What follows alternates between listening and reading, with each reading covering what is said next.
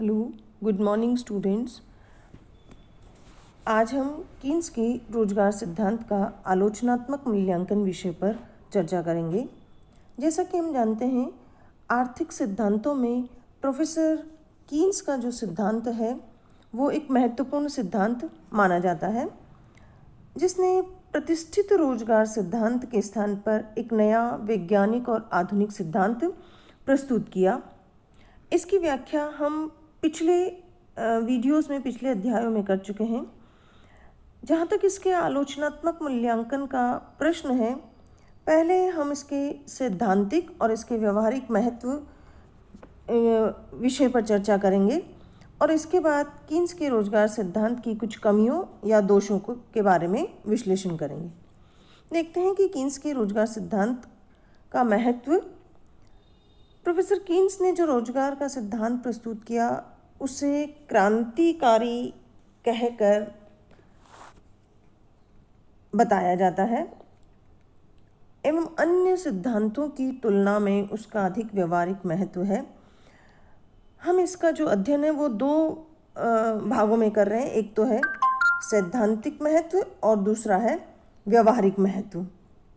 हम पहला देखते हैं कि व्यवहारिक महत्व क्या, सैद्धांतिक महत्व क्या है। प्रोफेसर कीन्स ने अपने सिद्धांत में जो रोजगार की व्याख्या की है, जो संपूर्ण अर्थव्यवस्था को लेकर चलता है, अर्थात उसने समष्टि अर्थशास्त्र या उनका जो सिद्धांत है वो समष्टि विश्लेषण पर आधारित है। उन्होंने संपूर्ण अर्थव्यवस्था के संदर्भ में बताया कि कुल मांग एवं कुल उत्पादन को उन्होंने आधार बताया। और कीन्स का जो रोजगार सिद्धांत है वो इतना व्यापक है कि इस सिद्धांत से न केवल समष्टि अर्थशास्त्र के विकास का मार्ग प्रशस्त हुआ, वरन इसकी लोकप्रियता का श्रेय भी उनके इसी रोजगार सिद्धांत को जाता है। दूसरा है कि ये जो सिद्धांत है वो सामान्य सिद्धांत है। प्रोफेसर कीन्स का जो सिद्धांत है रोजगार के सभी स्तरों की व्याख्या करता है, सभी स्तरों के बारे में विश्लेषण करता है कि ये उन्होंने स्पष्ट किया कि किन तत्वों पर पूर्ण रोजगार निर्भर करता है। कीन्स ने मुद्रा प्रसार, मुद्रा संकुचन की स्थितियों में भी रोजगार के सिद्धांत की व्याख्या की है। कीन्स का अगला जो सिद्धांत का महत्व है वो है अल्प रोजगार संतुलन की व्याख्या। प्रोफेसर कीन्स ने अपने रोजगार सिद्धांत के विवेचन में स्पष्ट किया है कि पूर्ण रोजगार के पहले ही अर्थव्यवस्था में संतुलन की स्थिति प्राप्त हो जाती है, जबकि प्रतिष्ठित अर्थशास्त्रियों का यह मानना था कि निवेश एवं बचत में पूर्ण रोजगार बिंदु पर ही समानता स्थापित की जाती है, किंतु प्रोफेसर कीन्स ने इस बात का खंडन किया था। फिर आता है निवेश का महत्व या विनियोग का महत्व। अपने रोजगार सिद्धांत में प्रोफेसर कीन्स ने निवेश को रोजगार के निर्धारण का महत्वपूर्ण तत्व माना है, अर्थात अपने सिद्धांत में उन्होंने निवेश को महत्वपूर्ण स्थान दिया है। उनकी मान्यता है कि अल्पकाल में पूंजीगत माल की मांग में हम वृद्धि करके रोजगार की मात्रा को बढ़ा सकते हैं, जो निवेश द्वारा ही संभव है। इस दृष्टि से प्रोफेसर कीन्स ने निवेश की तकनीकी व्याख्या की है। उनका कीन्स के अर्थशास्त्र को निवेश विनियोग अभिमुखी भी कहा जाता है। उनके अनुसार अल्पकाल में उपभोग की मात्रा तो स्थिर रहती है, इसलिए रोजगार ही मुख्यतः निवेश की मात्रा पर निर्भर करता है। इस प्रकार उन्होंने निवेशों की महत्वपूर्ण भूमिका को अपने सिद्धांत में उजागर किया। फिर है मौद्रिक सिद्धांत का रोजगार सिद्धांत के साथ में समन्वय। प्रोफेसर कीन्स मौद्रिक सिद्धांत के विश्लेषज्ञ माने जाते हैं और उनकी सबसे बड़ी विशेषता है कि उन्होंने मौद्रिक सिद्धांत का रोजगार सिद्धांत के साथ में समन्वय किया। उनकी दृष्टि में उत्पादन एवं रोजगार को निर्धारित करने में मुद्रा की महत्वपूर्ण भूमिका होती है, जबकि प्रतिष्ठित अर्थशास्त्रियों ने मुद्रा को तटस्थ माना, अर्थात केवल मुद्रा विनिमय माध्यम का कार्य करती थी। इस दृष्टि से कीन्स ने अपनी सस्ती मुद्रा नीति एवं ब्याज के तरलता पसंदगी सिद्धांत का जो तरलता पसंदगी का जो उनका सिद्धांत है वो उल्लेखनीय माना जाता है। फिर है गुणक सिद्धांत की व्याख्या। यद्यपि प्रोफेसर कीन्स का गुणक का सिद्धांत जो है वो उनका मौलिक योगदान नहीं है, फिर भी उन्होंने इसे एक नया रूप देकर इसके माध्यम से निवेश और आय के बीच संबंध स्थापित किया है, जिसका रोजगार के सिद्धांत में महत्वपूर्ण स्थान है। प्रोफेसर कीन्स ने अपने सिद्धांत का जो विश्लेषण किया है उसके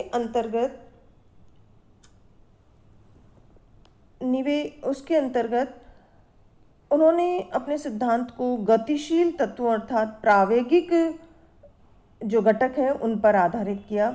उन्होंने स्पष्ट किया कि निवेश में उच्चावचन होने के कारण अस्थिरता है, क्योंकि निवेश भविष्यकालीन कारकों पर निर्भर करता है जिनमें गतिशीलता होने के कारण ही परिवर्तन होते रहते हैं। अब हम देखते हैं कि उसका व्यवहारिक महत्व क्या है। प्रोफेसर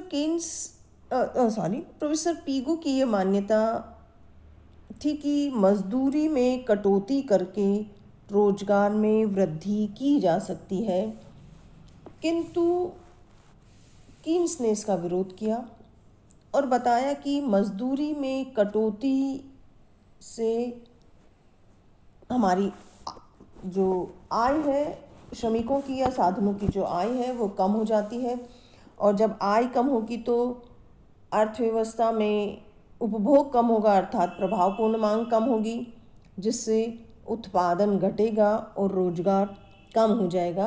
अर्थात उन्होंने ये बताया कि अर्थव्यवस्था में मजदूरी में कटौती करके हम रोजगार में वृद्धि नहीं कर सकते। ये उनके सिद्धांत का एक महत्वपूर्ण विषय था। उनका जो सिद्धांत का आधार था वो ही प्रभावपूर्ण मांग था, क्योंकि जैसा हम ये कह रहे हैं कि यदि हम प्रभावपूर्ण मांग में कमी कर दें तो उससे बेरोजगारी और मंदी उत्पन्न हो जाएगी, जबकि प्रभावपूर्ण मांग में यदि वृद्धि होती है तो वो तेजी को जन्म देती है। और ये दोनों ही परिस्थितियाँ इस स्थिति में रोजगार के सिद्धांत दोनों ही परिस्थितियों में हम रोजगार के लिए इस सिद्धांत का विश्लेषण हमारे लिए आवश्यक है या अर्थव्यवस्था में आवश्यक है। फिर है राजकीय हस्तक्षेप। कीन्स के रोजगार सिद्धांत का ये व्यवहारिक महत्व है कि रोजगार में वृद्धि करने के लिए राजकीय हस्तक्षेप आवश्यक है। उन्होंने प्रतिष्ठित विचारधारा के इस विचार का विरोध किया कि अर्थव्यवस्था स्वयं अपने आप समायोजित हो जाती है, अर्थात उन्होंने राज्य की निरपेक्षता और अर्थव्यवस्था में स्वचालितता की धारणाओं का खंडन ही नहीं किया, बल्कि राष्ट्रीय अर्थव्यवस्था में समुचित संचालन एवं मंदी काल में बेरोजगारी की समस्या के निराकरण में राज्य के प्रभावी हस्तक्षेप की भी जोरदार सिफारिश की। हालांकि वो समाजवाद के हामी नहीं थे, किंतु पूंजीवाद के दोषों अर्थात व्यापार चक्र, मंदी, तेजी से उत्पन्न बेरोजगारी के निराकरण के लिए उन्होंने नियंत्रित पूंजीवाद का विचार विकसित किया, और इसी के कारण स्वतंत्र व्यापार प्रणाली के स्थान पर आर्थिक क्षेत्र में राज्य का हस्तक्षेप उसका महत्व बढ़ता गया। उन्होंने मंदी की स्थिति में लोक निर्माण नीति का भी समर्थन किया। फिर से के जो बाजार नियम था उसका उन्होंने विरोध किया। कीन्स ने प्रोफेसर जे.बी. से के इस नियम का विरोध किया था कि पूर्ति स्वयं अपनी मांग उत्पन्न कर लेती है तथा अर्थव्यवस्था में बेरोजगारी की स्थिति नहीं पाई जाती। कीन्स की मान्यता है कि उनकी मान्यता थी कि आय में से एक भाग बचत के रूप में उपभोग से अलग कर दिया जाता है, जिससे मांग में कमी होती है और बेरोजगारी उत्पन्न हो जाती है।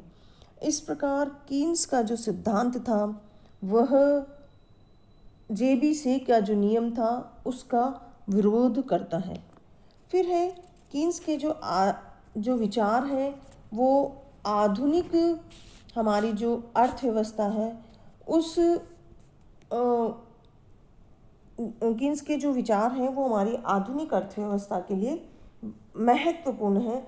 अर्थात उन्होंने जो निवेशों से संबंधित, राजकीय हस्तक्षेप से संबंधित, मजदूरी कटौती से संबंधित इन सब विचारों पर उन्होंने जो जोर दिया वो वर्तमान में विभिन्न अर्थव्यवस्थाओं में या जो विकसित अर्थव्यवस्था है, विकासशील अर्थव्यवस्था है, उन सब अर्थव्यवस्थाओं में उनके इन विचारों का व्यावहारिक महत्व है और उन्हीं के आधार पर बहुत सारी आर्थिक नीतियों में परिवर्तन भी किया जाता है। इस प्रकार हम ये कह सकते हैं कि जो कीन्स का सिद्धांत है उस सिद्धांत में कुछ जो स्थितियां हैं या जो उनके द्वारा नियम बताए गए हैं उनका महत्व तो है, किंतु हम यूँ कह सकते हैं कि उनके सिद्धांत में चाहे वो विकासशील अर्थव्यवस्थाओं के लिए उपयोग में आते हों या विकसित अर्थव्यवस्थाओं के रूप में, किंतु उनके सिद्धांत का सिद्धांतिक ही नहीं वरन उन पर्याप्त तथ्यों एवं अनुभवों पर आधारित होने के कारण वो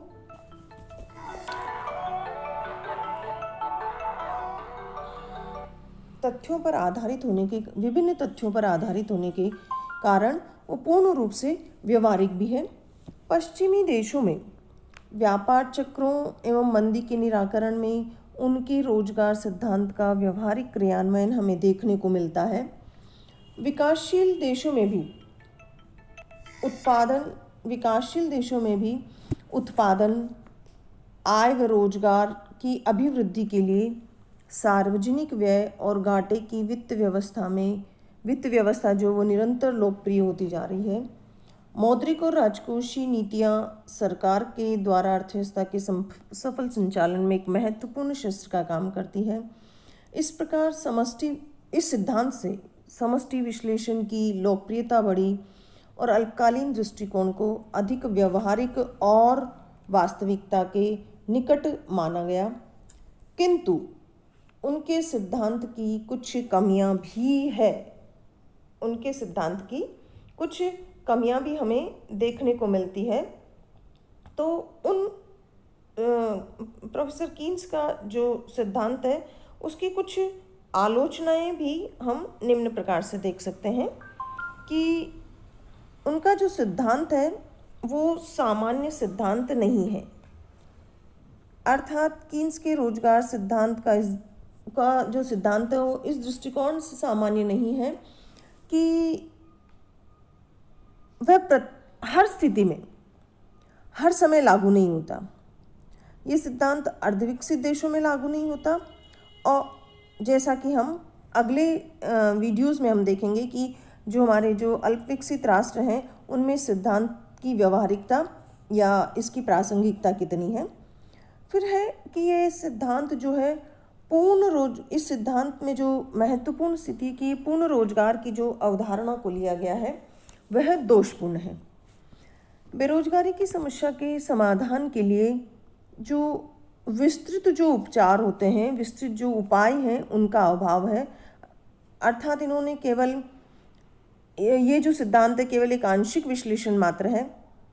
इस सिद्धांत में जो कमियां हैं उनमें उन्होंने बेरोजगारी की दशाओं का पूर्ण रूप से उल्लेख नहीं किया।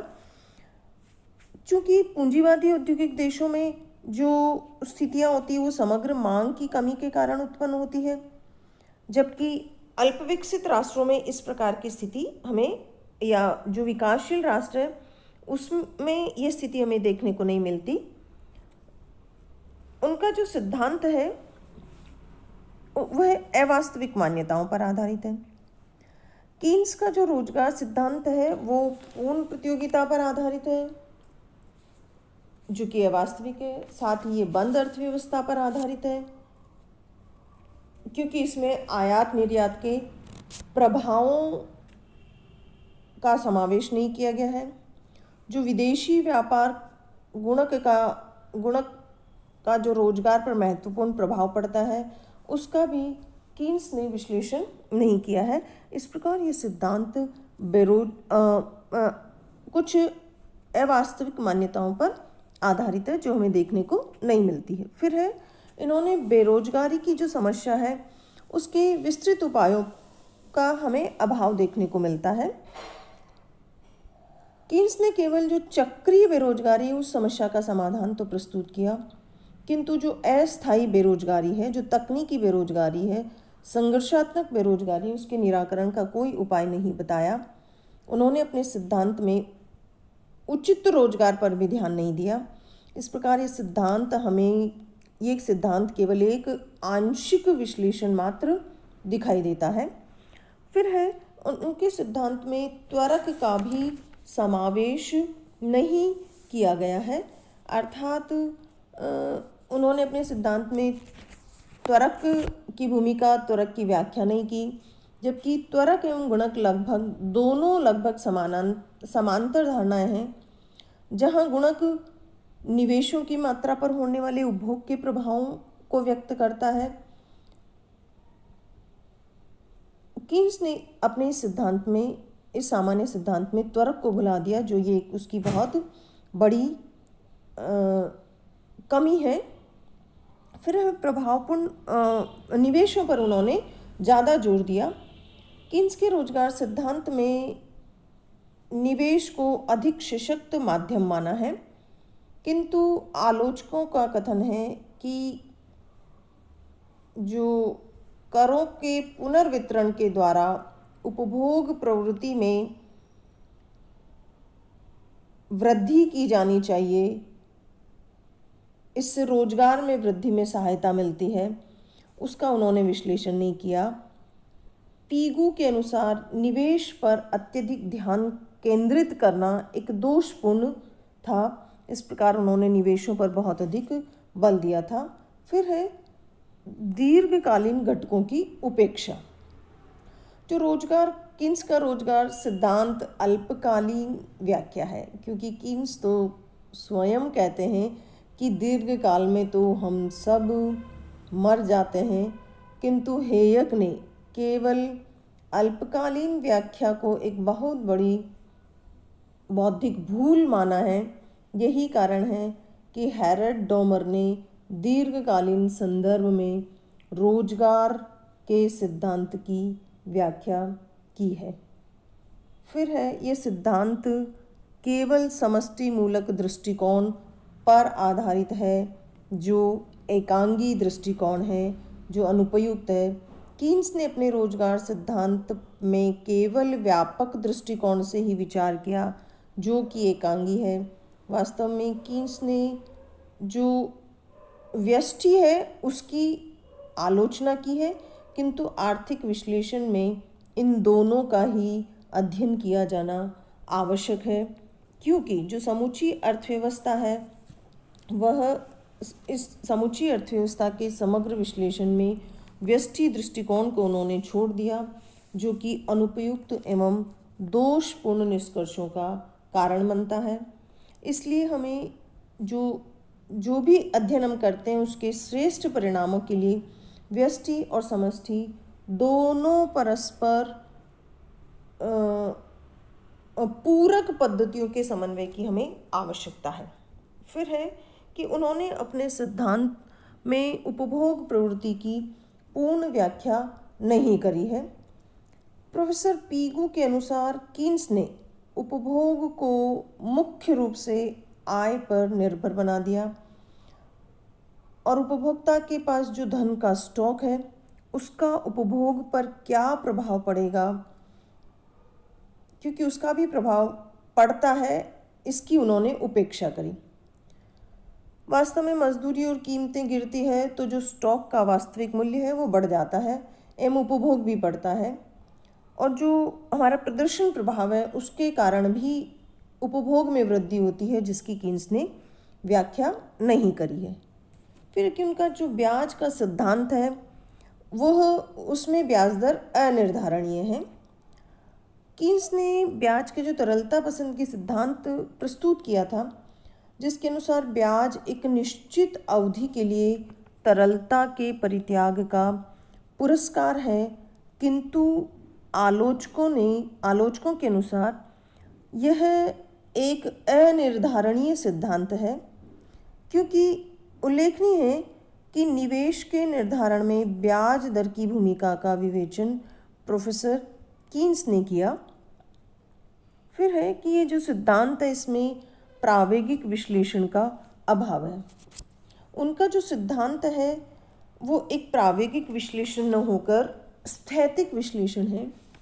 कीन्स ने अपने विश्लेषण में समयांतर की जो धारणा थी उसकी उपेक्षा करी। जैसे आय वृद्धि से तुरंत उपभोग वृद्धि नहीं होती और न ब्याज दर में कमी से तुरंत न और साथ ही ब्याज दर में कमी तुरंत निवेशों को नहीं बढ़ाती, इसमें कुछ समय लगता है। तो कीन्स के ने रोजगार के विभिन्न स्तरों का तो विश्लेषण किया, किंतु एक स्तर से दूसरे स्तर पर संतुलन की जो प्रक्रिया थी उसको स्पष्ट नहीं कर पाए। अर्थात उनका जो सिद्धांत था वो सिर्फ एक तुलनात्मक स्थैतिकी विश्लेषण है। फिर है कि उनकी समस्या में वितरण की समस्या का हल नहीं है। कीन्स ने अपने रोजगार के सिद्धांत में साधनों के वितरण की समस्या पर तो बल दिया, पूर्ण रोजगार का अधिकतम लाभ उठाने के लिए यह आवश्यक है कि जो विभिन्न साधन हैं, जो विभिन्न प्रयोगों में जो साधनों का उचित वितरण होता है उसका विश्लेषण उन्होंने नहीं किया। फिर कि ये जो सिद्धांत है ये सर्वव्यापकता का अभाव है। ये सिद्धांत सामान्य नहीं है, प्रत्येक देश में और प्रत्येक अर्थव्यवस्था में समान रूप से लागू नहीं होता। प्रोफेसर हैरिस ने तो यहाँ तक कह दिया कि यदि साम्यवाद आ जाए तो कीन्स भी रिकॉर्डों की भांति मृत हो जाएगा। यही नहीं, पूंजीवादी अर्थव्यवस्थाओं में भी जो अपूर्ण प्रतियोगिताएं एकाधिकारी प्रवृत्तियों के कारण यह सिद्धांत क्रियाशील होने में सफल नहीं रहा है। फिर है कि जो कीन्स का जो सिद्धांत है वो बंद अर्थव्यवस्था की मान्यता पर आधारित है, जो हमें कहीं जो व्यवहारिक विश्व है उसमें हमें कहीं दृष्टिगोचर नहीं होती, और कोई भी अर्थव्यवस्था विश्व के दूसरे राष्ट्रों से अलग थलग नहीं रह सकती।